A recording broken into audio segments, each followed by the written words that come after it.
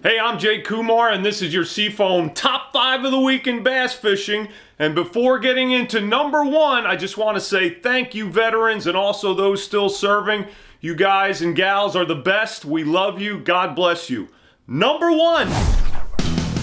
Wow, a 10-pound smallmouth. That's the only song that can apply to that fish. She's a brick house. All right, that fish is 10.15 pounds to be exact, and was caught on the Canadian side of Lake Erie with Greg Gallagher, who is fishing with his son Grant. It's the biggest smallmouth to be caught anywhere in the Great Lakes ever, which is insane.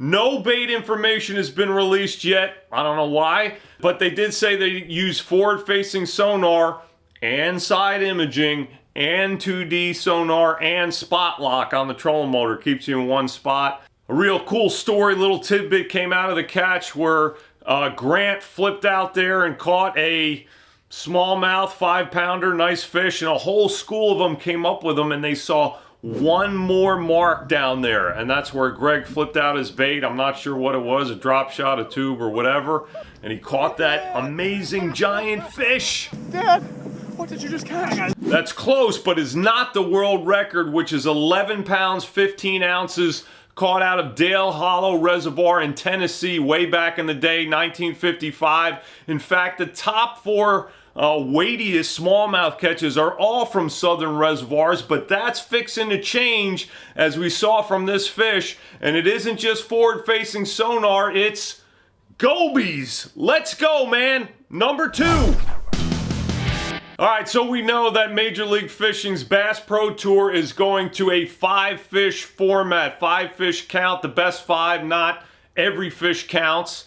And Jacob Wheeler, who's been tearing it up on the Bass Pro Tour, one of the best fishermen on planet Earth right now, if not the best, he gave his thoughts on what he thinks about the format change. Here's a couple.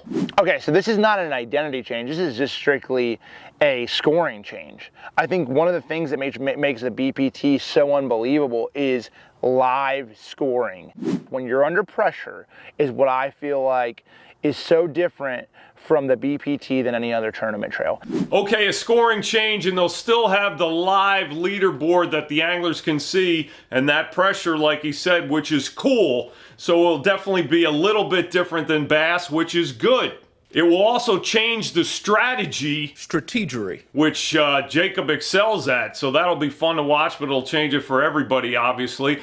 Will other guys on the Bass Pro Tour do well now also? Of course, they all grew up fishing for 5. Let's see what happens, man. Number 3.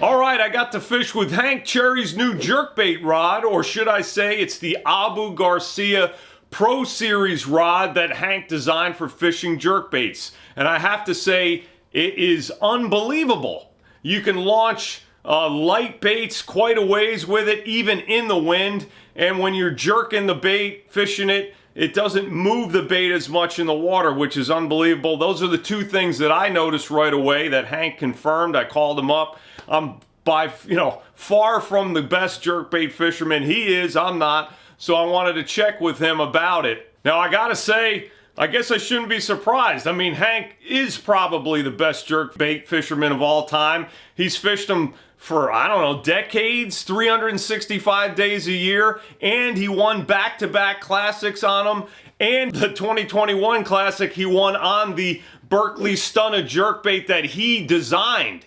So he's got an amazing jerkbait, he's got an amazing jerkbait rod. I'm stoked, we can all do that. Put it on your Christmas list, man. Number 4. All right, there have been a lot of top 10 bass bait lists over the years, but I don't think there's been one that focuses just on tournament bass baits. The 10 best tournament bass baits of all time. So hey, we put one together.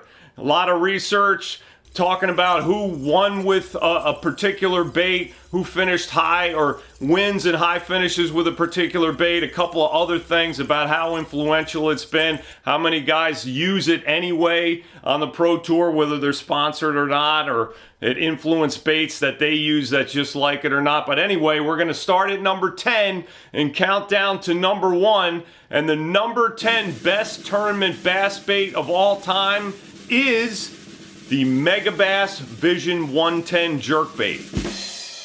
Well-known Missouri angler Randy Blockett helped Megabass's Yoki Ito develop this bait in the late 90s, and it got here in late 2000, but it really didn't take off till the mid to late 2000s because guys were keeping it quiet because it worked. Always keep your mouth shut.